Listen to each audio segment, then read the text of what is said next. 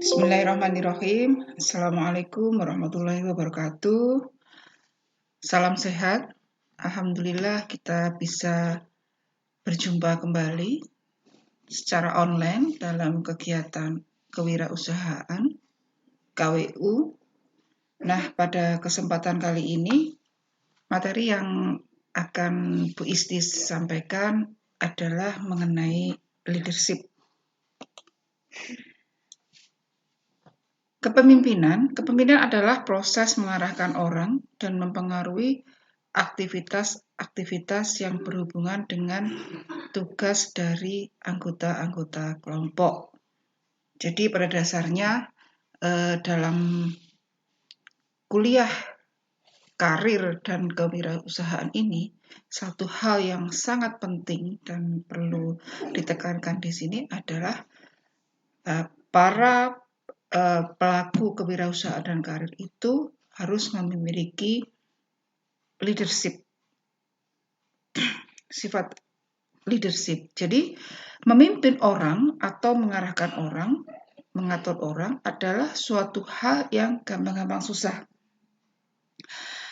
Artinya bawahan ini memiliki bermacam-macam karakter, sifat, pengalaman, kematangan, kemauan, dan kemampuan yang berbeda-beda. Bisa dilihat di sini variasi kemauan dan kemampuan bawahan. Ada bawahan yang tidak mau dan tidak mampu. Nah, ini yang agak menyulitkan. Kalau bawahan itu tidak mau dan tidak mampu untuk kita pimpin, itu akan sangat menyulitkan seorang pemimpin. Kemudian ada bawahan yang mau tetapi tidak mau. Dia mau kita pimpin, tetapi dia tidak memiliki kapasitas, tidak memiliki kemampuan, tidak memiliki skill. Jadi dia hanya mengikuti apa yang kita perintahkan.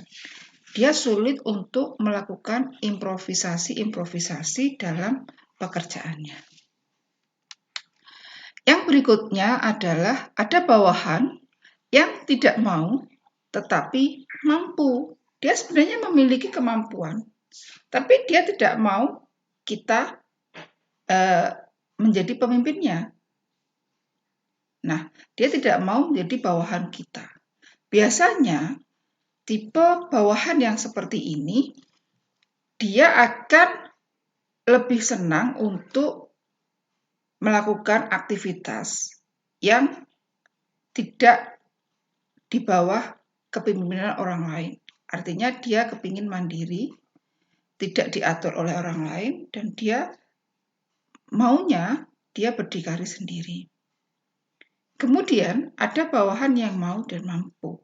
Nah, ini sangat memudahkan bagi kita sebagai seorang leader atau pemimpin.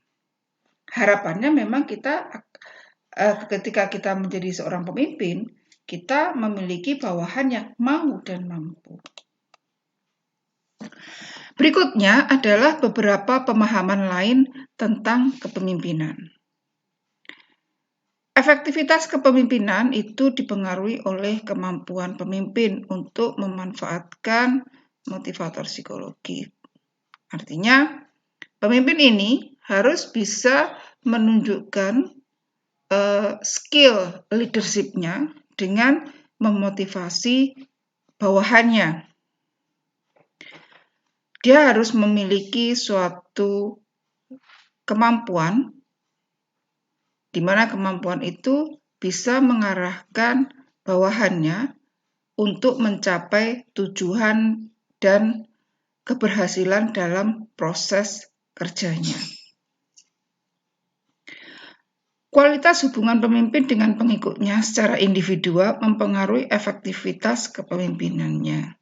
Nah, biasanya di sini kita akan mengenal istilahnya adalah kepemimpinan transaksional dan transformasional.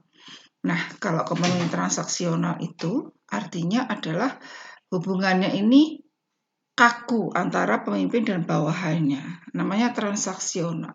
Artinya seorang pemimpin itu ada imbal balik dengan bawahannya, transaksional. Sedangkan transformasional kebalikannya. Beliau dengan wholeheartedly, dengan kesungguhannya bisa menjadi pemimpin, menjadi motivator bagi bawahannya, tanpa menunjukkan ada timbal balik, artinya ada transaksi.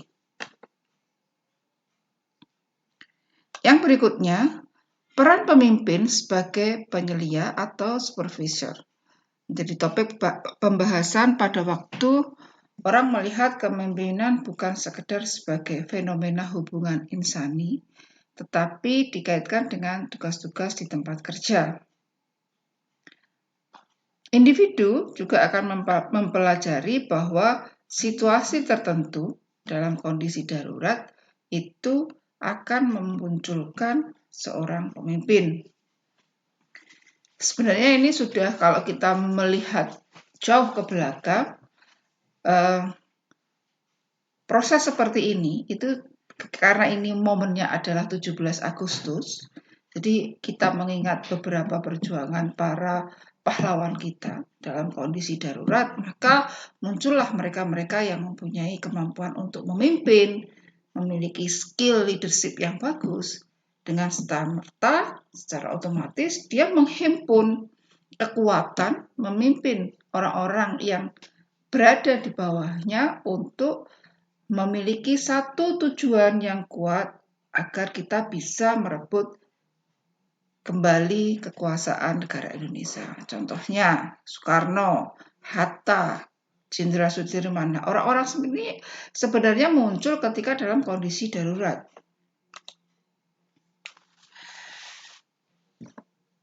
Perlu kita ketahui konsep kekuasaan, manajemen, dan kepemimpinan. Kalau kita berbicara tentang karir, maka dalam pemikiran kita yang muncul adalah manajemen.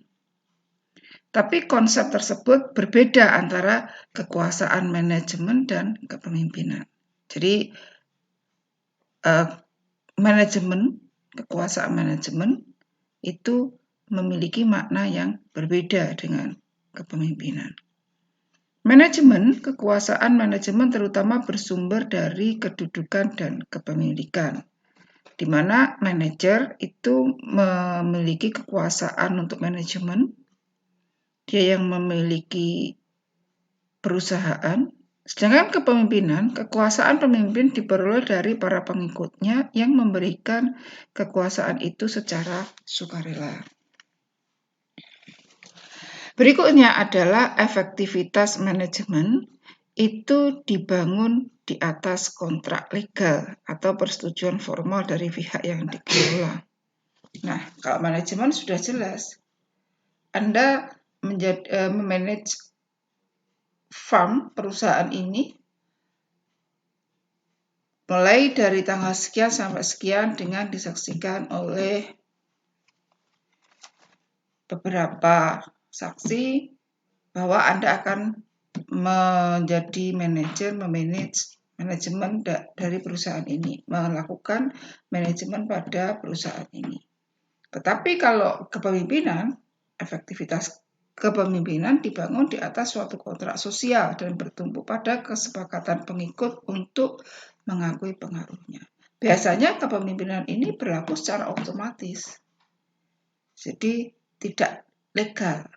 Jadi serta-merta dalam suatu kelompok itu akan muncul seseorang yang memiliki skill leadership yang bagus sehingga dia dengan serta-merta dengan kontrak sosial dengan orang-orang di sekitarnya, dia akan muncul menjadi seorang pemimpin.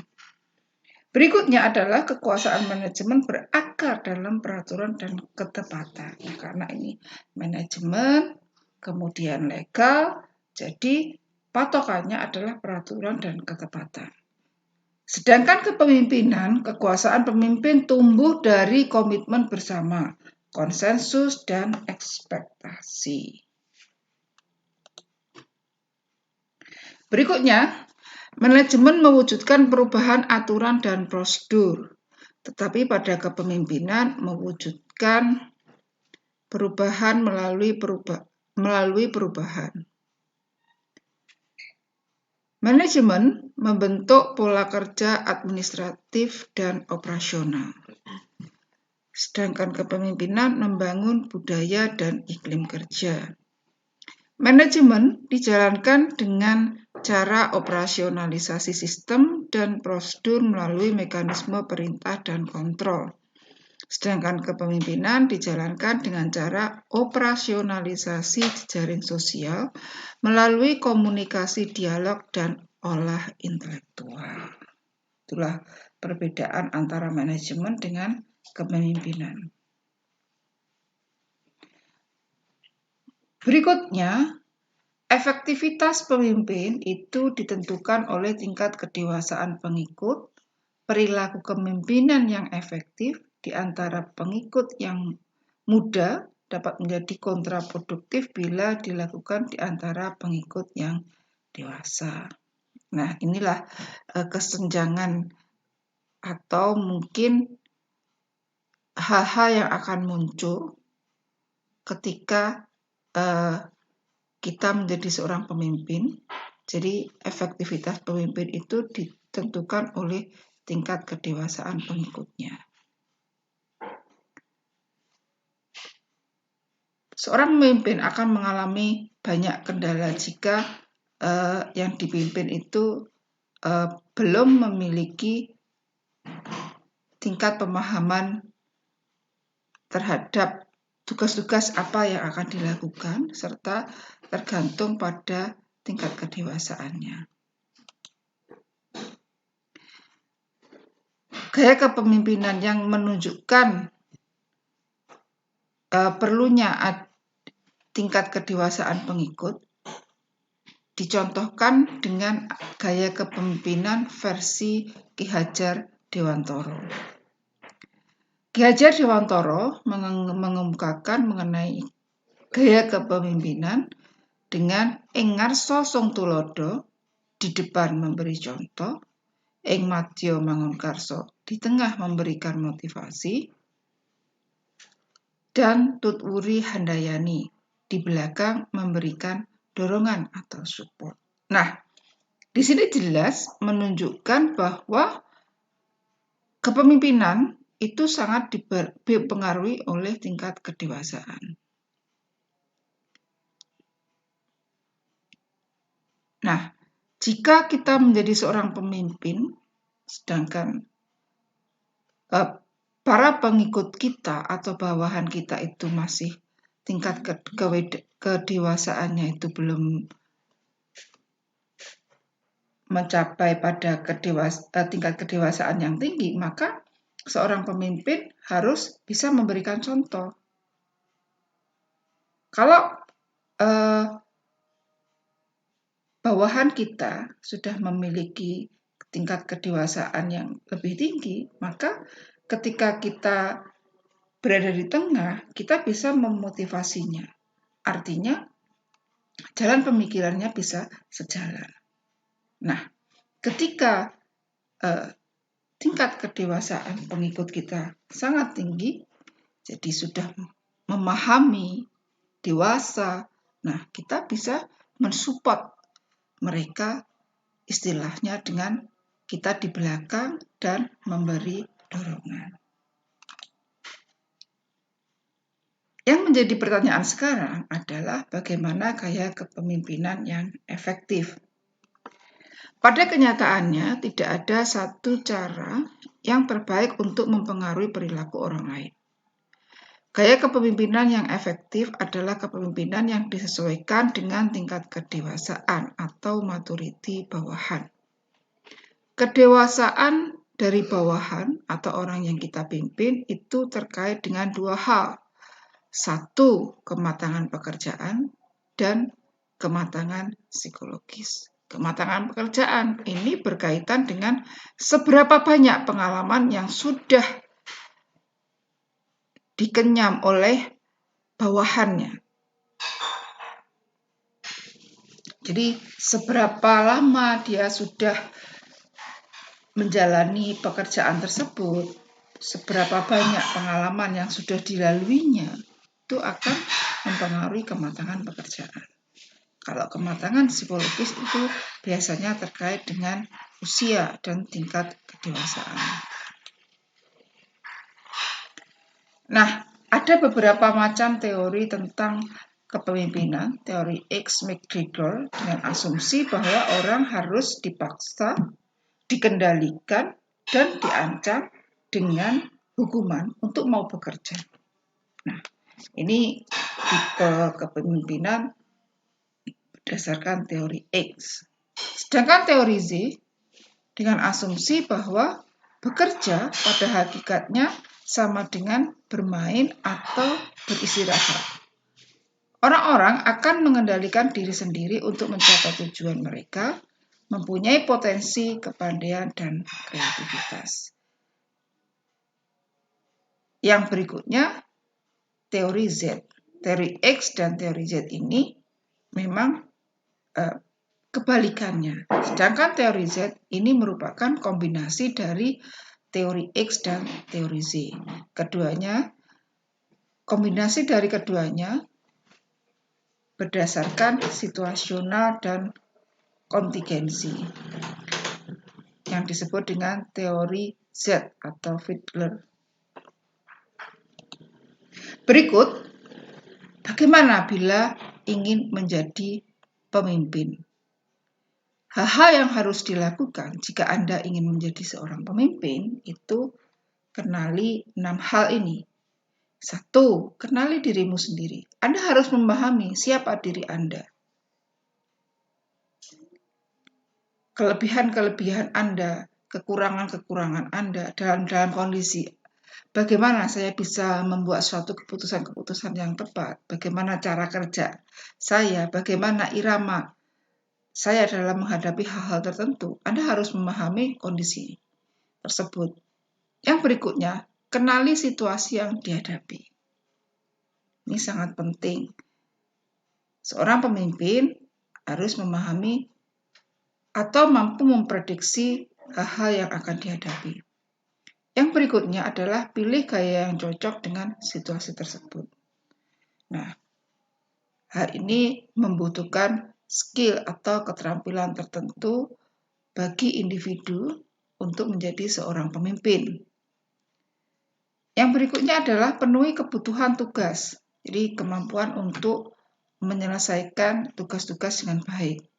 Kemudian penuhi kebutuhan kelompok, serta penuhi kebutuhan individu.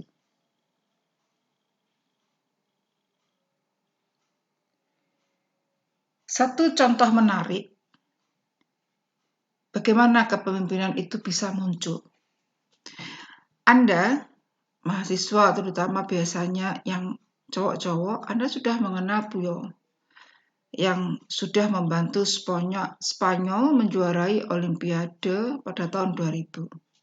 Piala Dunia 2002, UEFA Euro 2004, Piala Dunia 2006, Euro 2008, Piala Konfederasi FIFA 2009, dan Piala Dunia 2010. Ini biasanya cowok suka dengan hal yang berbau dengan bola. Sebuah prestasi yang sangat lengkap, mulai level klub sampai Piala Dunia. Tetapi, di balik semua itu ada leadership yang ditunjukkan Puyol selama bermain. Seorang pemain sepak bola menunjukkan pengendalian diri yang luar biasa ketika dia ditampar oleh pemain lawan. Dia tidak emosi, bahkan menghalangi rekannya Ronaldinho yang tidak terima dia ditampar. 1. Pengendalian diri. 2. Puyol ternyata mampu memberikan respek pada lawan, termasuk pendukungnya dengan melarang rekan-rekannya yang melakukan selebrasi yang berlebihan. Kemenangan memang harus disyukuri, tetapi jangan menyinggung pihak lain. Istilah kalau orang Jawa, menang tanpa ngasorake. Yang berikutnya, Puyol mampu memperlihatkan bagaimana sebuah super team yang mampu memenangkan kejuaraan. Dia tidak mau mengangkat piala sendirian walaupun sebagai kapten tim, tetapi mengajak rekan dan pelatih untuk bersama-sama mengangkat. Ini merupakan contoh hebat seorang pemain sepak bola di mana dia menunjukkan sikap dan memiliki leadership yang bagus. Nah, ini salah satu contoh konkret bila ingin menjadi seorang pemimpin. Berikutnya, kapan seseorang menjadi pemimpin? Nah, ada banyak cara seseorang itu bisa menjadi seorang pemimpin. Yang pertama adalah dilahirkan untuk menjadi pemimpin, rasul, nabi. Kemudian faktor keturunan, raja. Anak laki-laki dari seorang raja itu biasanya yang menjadi pewaris. Kemudian dipilih oleh kelompok. Nah, kenapa Anda dipilih oleh kelompok untuk menjadi seorang pemimpin? Biasanya Anda memiliki karisma, biasanya orang-orang yang karismatik, Pak Karno, kaya. Nah, biasanya ini untuk pencalonan pemimpin daerah, pilkada itu kan biasanya dia paling tidak memiliki modal untuk kampanye, untuk biaya ini itu dan sebagainya. Yang berikutnya sebelumnya telah menjadi pemimpin pada bagian kelompok itu. Nah, biasanya dia sudah menjadi pemimpin dan dia melanjutkan kepemimpinannya. Memiliki pengetahuan keterampilan yang lebih dari yang lain. Satu hal yang bisa menjadi gambaran tentang seorang pemimpin, kita bisa melihat the basic value of karir ini ya. Inspirasinya dari pohon. Jadi jika posisimu itu sebagai batang, maka jadilah batang yang kokoh untuk menopang pohon. Kemudian jika posisimu itu sebagai dahan, nah, maka jadilah yang mampu menggandeng setiap ranting. Nah, ini nilai-nilai yang perlu dikembangkan dalam membangun karir itu bisa dengan inspirasi pohon. Jika posisimu sebagai daun, maka jadilah daun yang rimbun supaya pohon bermanfaat untuk menaungi orang yang kepanasan, tempat berteduh. Jika posisimu buah, maka jadilah buah yang manis supaya nama baik pohonmu terjaga. Jika posisimu bunga, maka jadilah bunga yang merekah, indah supaya pohonmu terhiasi dan bisa dikenal banyak orang. Dan jika posisimu sebagai akar yang tak terlihat, maka jadilah akar yang kuat, mencengkeram ke tanah biar bisa menopang seluruh struktur pohon tersebut. Dan maka hendaklah semua anggota menanamkan tanggung jawab supaya tidak saling iri dalam seluruh tubuh tersebut. Jadi masing-masing anggota pohon itu memiliki potensi.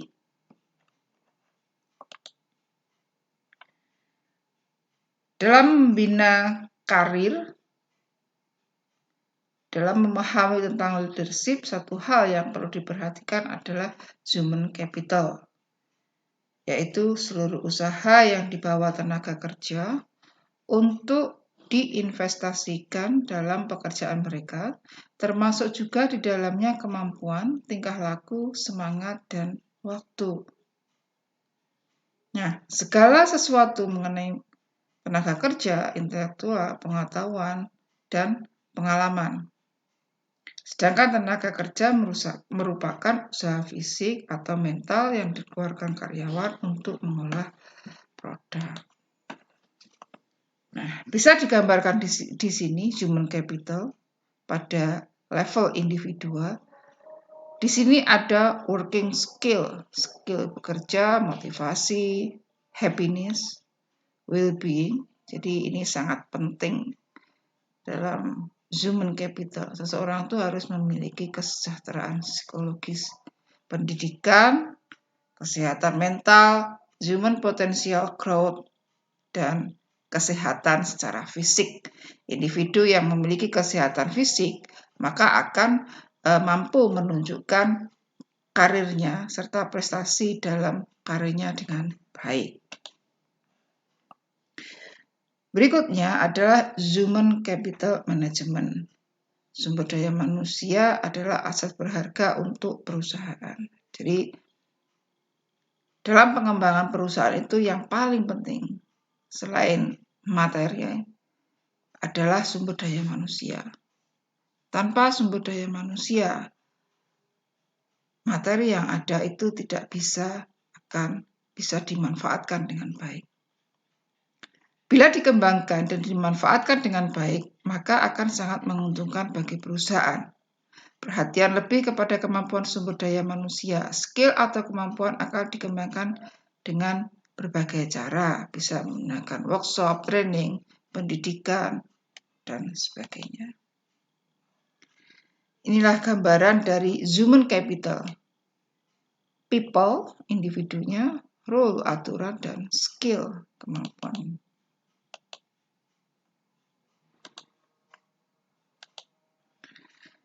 Human capital management. Jadi di sini kalau tadi kita secara individual, nah ini human capital management bisa digambarkan memiliki beberapa aspek-aspek penting, yaitu compensation management, perencanaan karir, manajemen kinerja, manajemen learning management, planning, dan workforce planning. Inilah aspek-aspek penting yang harus ada pada human capital management. Konsep yang sangat penting dalam human capital management adalah the right man in the right place. Karyawan adalah mitra perusahaan, kerja keras mitra adalah kesuksesan perusahaan. Perlu diketahui di sini adalah human resource management dengan human capital. Dari sudut pandangnya, human resource itu memandang karyawan sebagai supporter atau pendukung, sedangkan human capital management memandang karyawan sebagai ujung tombak. Jadi kesuksesan organisasi tergantung pada karyawan. Fokus human resource management memastikan sumber daya manusia menjadi supporter, sedangkan human capital management strategi mengoptimalkan talenta untuk menghasilkan atau menciptakan value yang digunakan untuk aktualisasi akan mempercepat tercapainya strategi bisnis. Kemudian pengukurannya, human resource management lebih berfokus kepada seberapa banyak yang sudah diberikan karyawan kepada perusahaan, sedangkan pengukuran human capital management dengan melihat untuk mendapatkan, menganalisis, dan menyajikan informasi dalam rangka mengembangkan organisasi. Demikian penyampaian materi leadership kali ini. Terima kasih, semoga bermanfaat dan Anda sukses. Terima kasih sekali lagi. Wassalamualaikum warahmatullahi wabarakatuh.